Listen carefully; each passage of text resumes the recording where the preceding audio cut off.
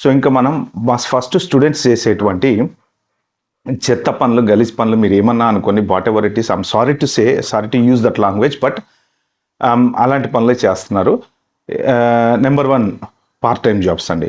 Part time job మీరు ఒక 20 hours చేసుకోవడానికి ఎలిజిబుల్. సో ఆ లూప్ హోల్ పట్టుకుని 95% ఆఫ్ ది స్టూడెంట్స్ యూకే వచ్చి పార్ట్ టైం జాబుల మీదనే కాన్సన్ట్రేట్ చేస్తున్నారు.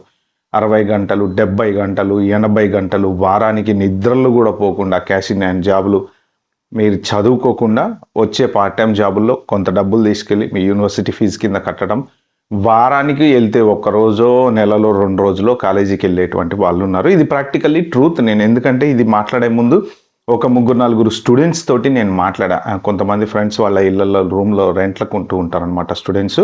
వాళ్ళని నేను అడిగి అన్ని విషయాలు తెలుసుకున్నాకే క్లారిటీగా వీడియో చేస్తున్నా. చాలామంది కాలేజీకి వెళ్ళే వాళ్ళు చాలా తక్కువ.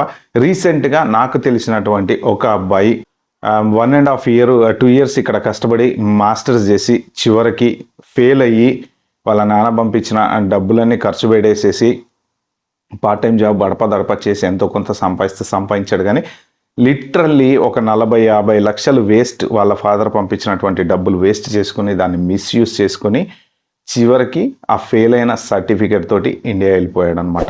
రీసెంట్గా జరిగింది ఇది. It's true story.